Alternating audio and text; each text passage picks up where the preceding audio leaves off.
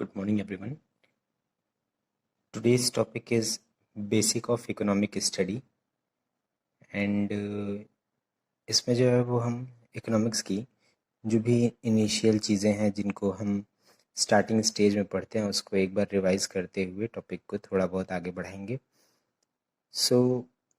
Economy क्या होती है एक्चुअली? पहले जब हम बात करते हैं इकोनॉमिक्स के बारे में तो हम एक चीज़ यहाँ पर रिजेम्बलेंस देखते हैं कि आप किसी भी कंट्री का, किसी लोकेलिटी का या किसी फर्म का ही अगर बात कर रहे हैं तो उसकी इकोनॉमी को स्टडी करने के लिए आप उसके profit, gain, area of input, investment के तरीके, इन सब को जो है वहाँ पर स्टडी करते हैं। ये बेसिकली जो है वो इकोनॉमिक्स के सेक्शंस बनते हैं या इससे हम स्टडी कर पाते हैं। तो अब इन सभी चीज़ों को जब हम स्टडी करते हैं तो आखिर हमें कुछ और चीज़ों का भी यहाँ पर पता लगता है कि जो इंडिविजुअल्स हैं उनका बिहेवियर क्या होता है इकोनॉमी के चेंजेस पे या उसको कंट्रोल करने के लिए वो कैसे रिएक्ट करते हैं। इन चीज़ों के बारे में भी हमको एक ठीक ठाक अच्छी इन्फॉर्मेशन जो है वो देखने को मिल जाती है। तो हम टॉपिक शुरू करते हैं। तो जैसा यहाँ पर मैंने नरेट कर रखा है, at the most basic level, economics try to explain how and why we make the purchasing choices we do. तो इकोनॉमी सबसे पहले क्या करती है, हमको ये समझाती है कि हम किस तरीके से और क्यों कुछ डिसीजंस लेते हैं किसी ऑब्जेक्ट या किसी सर्विस को परचेज करने से पहले। इकोनॉमिक्स के 4 बेसिक कॉन्सेप्ट्स जो हैं या बेसिक उसकी कीज जो हैं वो स्कैरसिटी, दैट इज़ कमी किसी चीज़ की अगर हो रही है तो इकोनॉमी पे उसका इफेक्ट पड़ेगा। सप्लाई एंड डिमांड, जैसी डिमांड वैसी supply. Cost and benefits, incentives, और ये सभी चीज़ें जो है वो हमारी मदद करती हैं कोई डिसीजन लेने में, और इससे हमको समझ में आता है ह्यूमन बिहेवियर के बारे में। एंड इसका डिफरेंस अगर आपको मैंने जैसे अभी बताया कि इसको स्टडी करने से हमें एक हद तक ह्यूमंस का या बिहेवियर या उनके एरिया ऑफ इंटरेस्ट के बारे में भी चीज़ें पता लगती हैं। इकोनॉमी स्टडी कर रहे हैं तो हमें इसमें ऐसा नहीं है कि केवल बस मनी के बारे में ही।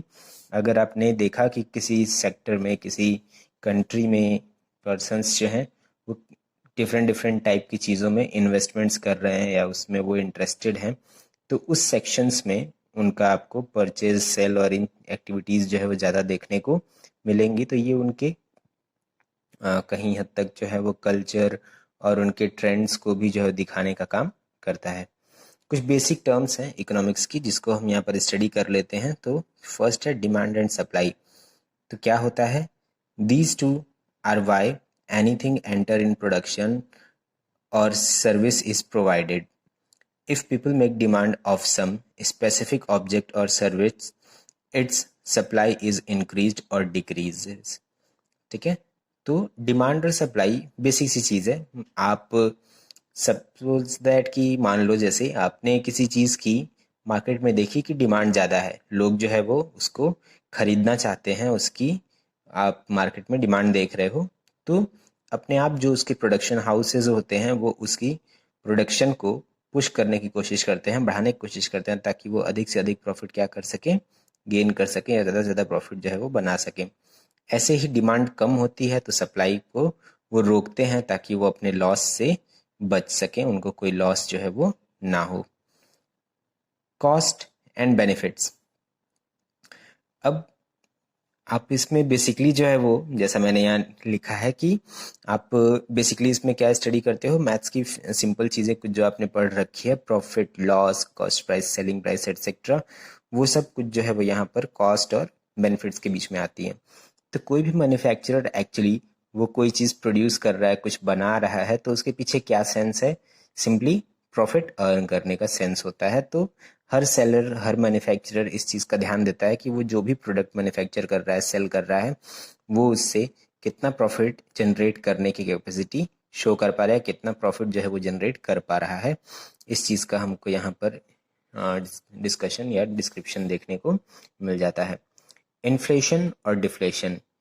इन्फ्लेशन और डिफ्लेशन बहुत हद तक जो है वो क्लोज है डिमांड और सप्लाई के। डिफरेंस क्या है दोनों में, वहाँ प्रोडक्शन की बात है और यहाँ बात होती है प्राइसेस की।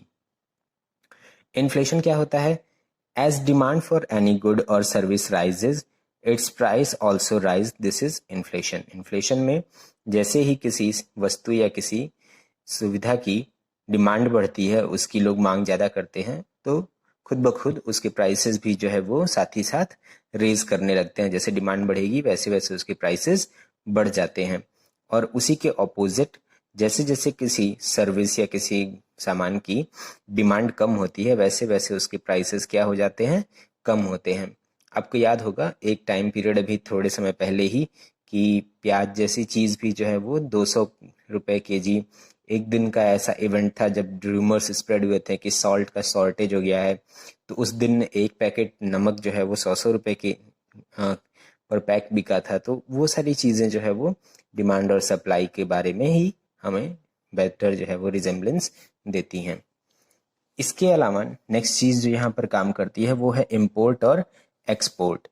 इम्पोर्ट और एक्सपोर्ट का क्या इफेक्ट होता है, तो सिंपली आपको बता देते हैं कि इम्पोर्ट और एक्सपोर्ट एक्चुअल में किसी भी कंट्री के प्रॉफिट और लॉस को बैलेंस दिखाने का काम करते हैं। जैसे कि अगर मान लो कोई कंट्री है जो ज़्यादा एक्सपोर्ट कर रहा है, इट मीन्स वो फॉरेन करेंसी के इनपुट्स ले रहा है, ज़्यादा प्रोडक्शन कर रहा है, तो वो आप बेसिकली कहोगे वो फास्ट डेवलपिंग कंट्री या एक लीडिंग नेशन के तौर पे होता है, और उसकी करेंसी अपने आप जो है वो इंटरनेशनल मार्केट में स्ट्रांग होते चली जाती है।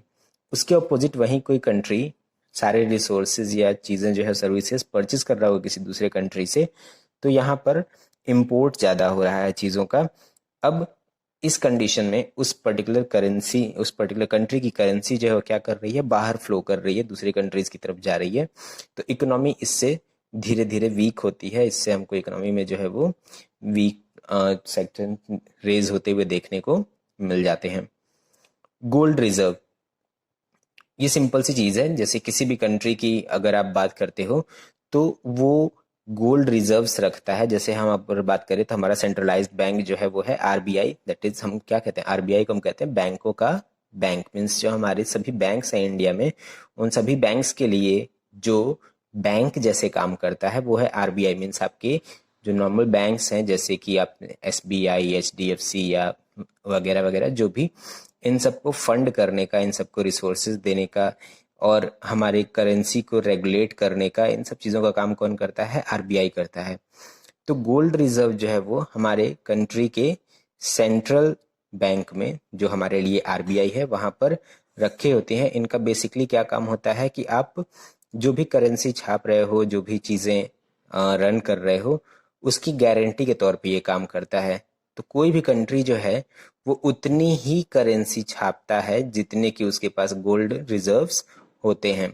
इन केस अगर वो किसी ड्रॉबैक में जाता है तो वो इस गोल्ड रिजर्व को यूज करता है अपने डेब्ट से या अपनी चीज़ों से बाहर निकलने की कोशिश में। Last is the gross domestic product, GDP. GDP क्या है कि एक पर्टिकुलर टाइम पीरियड में, जैसे मान लो आप 1 ईयर की अगर बात कर लेते हैं, तो 1 ईयर के टाइम ड्यूरेशन में कोई भी कंट्री कितना टोटल प्रोडक्शन किया और उस प्रोडक्शन की टोटल वैल्यू क्या है मनी फॉर्म में, करेंसी फॉर्म में, उसको हम स्टडी करते हैं तो उसको हम ग्रॉस डोमेस्टिक प्रोडक्ट बोलते हैं या जीडीपी बोलते हैं। तो ये कुछ बेसिक टर्म्स थी एंड इसकी इमेज जो है वो हम लास्ट में स्टिक कर देंगे ताकि आपको क्लियर जो है वो चीज़ें दिख सकें। एंड अगर किसी को कोई डाउट रहता है तो आप मुझे मेरे पर्सनल नंबर पे मैसेज करके पूछ सकते हो डाउट्स के लिए। Okay, thank you.